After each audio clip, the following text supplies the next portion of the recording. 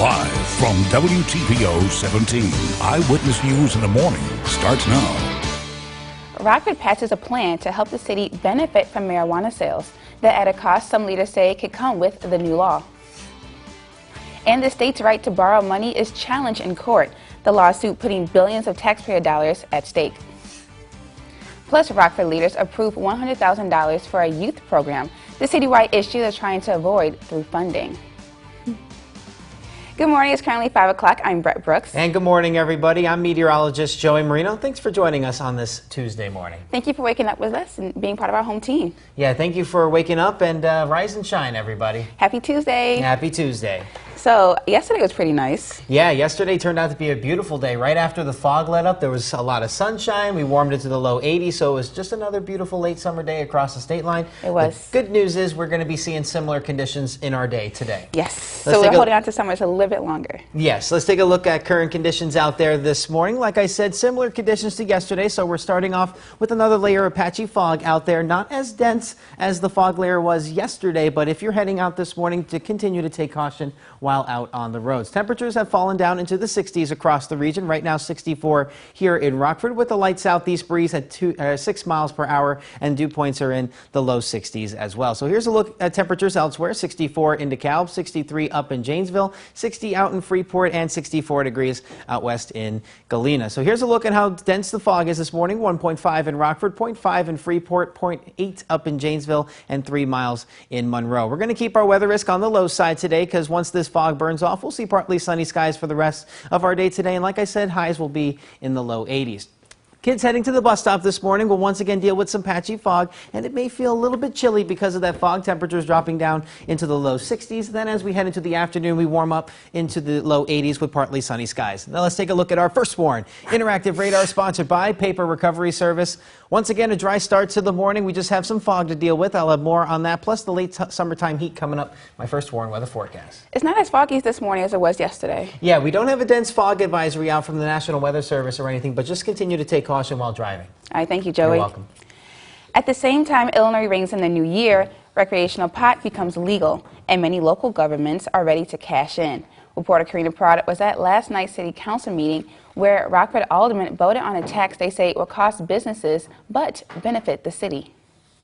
Rockford City Council passes a 3% tax on marijuana sales. Aldermen say it's another way to fund city initiatives without upping taxes on residents. Finance Director Carrie Haggerty says it's too early to know exactly what the money will be used for. Depending on what City Council decides to do with that revenue, ultimately it can be used to balance future deficits. The funds are set to go into the city's unrestricted general fund. Alderman Vanita Hervey says that can be changed in the future. By ordinance, we can restrict the cannabis money to say that this money must go to a particular use. But the Fifth Ward leader adds with legalization comes possible costs elsewhere. Now you may have people driving while they are under the effects of marijuana. What about addiction support services?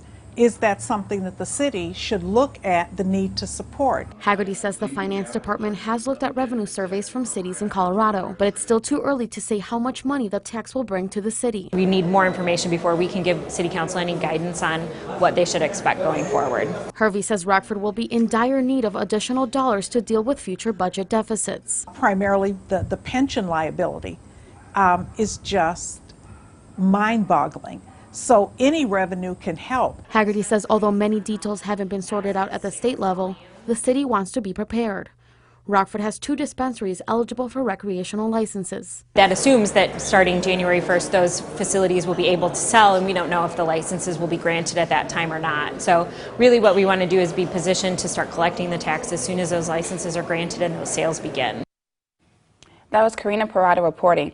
Rockford City officials hope the final details of the marijuana bill are sorted out during the fall's veto session.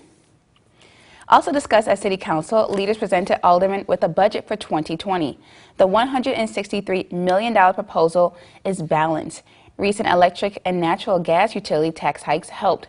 The city's property tax levy will remain the same. Staffing and service levels would go unchanged. It does not include potential revenue from marijuana sales or from the Rockford Casino. We knew, though, that would be a short-term fix for our budget issues because the revenue source is not growing at the same pace as our expenses are growing. We were able to come up with a balanced budget this year despite a $2.2 million increase in our pension contributions for next year. But, we understand that that's not going to last forever. City Council must pass its 2020 budget by the end of March. After a teenage girl is shot in Rockford, Rockford police are looking to see who's responsible. She was shot near the intersection of Auburn and Sober Avenue, just east of Johnston, Saturday night. When police got there, they found the 15-year-old girl grazed by a bullet. Officers learned a light-colored vehicle drove by and fired several times. She refused medical treatment. Anyone with information should call police or Crime Stoppers. In Beloit, police looked for a man who ran away from officers. This happened near the intersection of Vine Street and Liberty Avenue Saturday morning. Investigators say Stephen Ross Trailer is wanted for several felonies. According to police, they found guns in the car he was in before he took off. They believe he may still be armed and dangerous. If you see him, call 911 immediately. An update to a story we told you about yesterday. A Rockford teen hit and killed by a car in Loves Park over the weekend is now identified. He is Bryant Grabiel. The Winnebago County coroner says the 17-year-old died from blunt force trauma. Police say Grabiel was hit by two cars early Sunday morning on East Riverside near Alpine. He died at the scene. Both cars fled. Police are looking for a dark-colored, older model car. It could have damage to the front end, the hood, and the windshield. A second car, along with the driver and the passenger, have been found. No word on charges yet. If you have any information, call Loves Park Police or Crime Stoppers. In Springfield, the state's right to borrow money to pay down its bills is now being challenged in court. Eyewitness News is keeping you connected to the Capitol. The lawsuit puts billions of dollars of taxpayer money at stake. When Illinois had $17 billion in unpaid bills, the debt came with a 12% interest. In an attempt to get vendors paid, the state borrowed $6 billion at 5% interest. CEO of the Illinois Policy Institute, John Tillman, and a New York hedge fund are questioning that move. Warlander Asset Management holds Illinois' debt. The firm makes money when bills go unpaid. The lawsuit claims the state's budget tactics are not allowed in the Illinois Constitution. It makes me sick to my stomach that guys like John Tillman would actually have the stones to go to court and try to get us to be deadbeat states. Like, he's actually, as a Republican, saying that Illinois should not pay its bills, that Illinois should go bankrupt so that his pals can make a ton of money in exchange for the state's demise.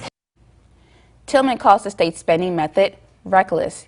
He also says he does not personally hold any Illinois debt or related securities. City leaders approved funding for a youth camp aimed at preventing crime among children and teens. Rockford Alderman okayed the $100,000 for the Pathways to Hope project. The mentoring program helps kids who've been exposed to trauma, like domestic violence in the home. The money will be used to hire a staff member to run Pathways to Hope. Rockford has already secured a $200,000 grant to further fund the position, which still needs federal approval. Reports show 75% of juvenile offenders in Rockford are also victims of or witnesses to domestic or sexual abuse. If we don't do something differently and redirect them, I'm afraid, and our community is afraid, and our police department is afraid that we're going to continue to be on the same spinning wheel of just arresting and rearresting with no end in sight. The money will come out of Rockford Police Department's operations budget, which is still under budget in expenses. Time now is 5:08, and coming up, numbers show the majority of Americans from both parties support background checks for all gun sales. The question President Trump is now asking as the debate heats up. And Joey has your forecast. Good morning, everybody. If we're starting off with yet again another layer of fog out there, not as dense as yesterday, but still will slow things down for the morning commute. I'll have more on that coming up in the first warning weather forecast. Stay tuned.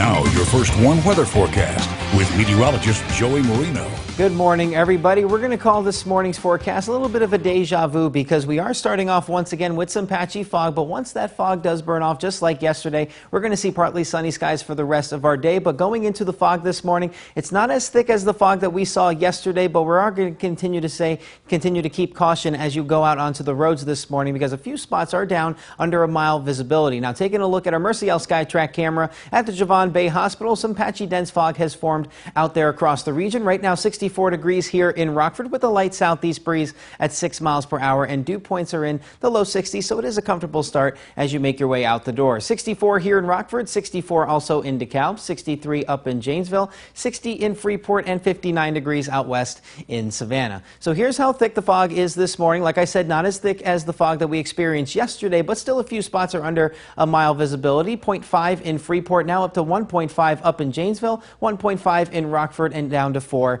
in Sterling. So continue to take caution, especially out on the roads this morning, because we could experience the fog under a quarter of a mile in some spots. And when that happens, you're trying to focus on the road mainly. You're not focusing on what's around you with your peripheral vision. So make sure, because your reaction time in thick fog is going to be reduced as you're traveling through the fog. So make sure to take extra caution and make sure to look around you as you're traveling, because there could be things that pop out of the woods, maybe like a deer or something, or make sure that you aren't following somebody too close just in case of any unexpected stops. Satellite and radar this morning showing some cloud cover overhead of that fog layer, but we are dry to start off the morning because of this high pressure system that has shifted a little more towards the east, keeping things nice and quiet over the Great Lakes region. And we are going to continue to stay dry as we head into the rest of our day today. So here's a look at Futurecast, planning out your day today. Right around noontime is when we should see all of the fog burn off to partly sunny skies, and will stay partly sunny throughout the day today. It may be a little bit muggy out there, but otherwise it's going to be another stunning day out there to do any outdoor activities later on with highs in the low 80s. Then as we go into tonight, a few passing clouds, otherwise pretty quiet going into our Wednesday morning. We're actually going to stay quiet through Wednesday as well. May see a few clouds building going into the afternoon with highs in the low 80s once again, but the next opportunity for some rain doesn't come until Thursday morning and then stretching into Thursday afternoon. Now the countdown to fall, it starts in 6 days at 2:50 a.m. on Monday, September 23rd. We're looking at highs on average in the low 70s, and then average lows will be in the upper 40s. But we're actually going to keep the summertime heat going into the first day of fall, and that's because we do have a large ridge of high pressure off towards the south that's just going to be settled in Dixie Alley, and that's going to keep all the heat down there, but it also is going to be bringing up the moisture from the Gulf of Mexico. Then we have a low pressure coming out from the west, so winds will be out of the southwest going into the start of next week, and that's why we're going to be seeing temperatures above average going actually into the next 8 to 14 days, and that does include the first day of fall. We're going to be seeing low 80s for the rest of the work week, cooling down a little bit as we head into the weekend, but then we'll see a rise in temperatures as we start off fall next week. So here's a look at today's forecast. 83 degrees. Morning fog will give way to partly sunny skies for the afternoon. Then tonight, a quiet night in store for us. 62 degrees, a few passing clouds, but also pleasant with a light east-southeast breeze, keeping us nice and quiet into the morning tomorrow. So here's a look at the 7-day forecast. Low 80 stretching through the remainder of the work week. 84 tomorrow, then a chance for thunderstorms on Thursday, and then once again on Saturday. But the first day of fall, we're looking at 76 degrees with maybe a slight chance for an isolated thunderstorm, but otherwise it's going to be a nice and quiet start.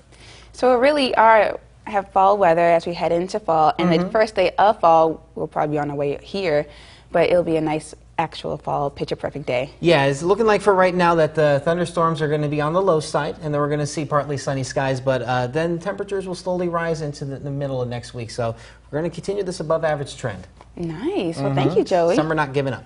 Hopefully it doesn't give it for a while. Yeah, we need a little more heat before the cool down. 6 days left. I agree. All right, thank you. Time now is 5:16, and coming up in Eyewitness News, Jefferson High School plays host to the U.S. Secretary of Education. One group's response as they fight for equal rights. I'm Alexandra Limon in Washington. Democratic leaders hope to get a new gun reform law passed soon. Coming up, I'll tell you what President Trump has to say about that.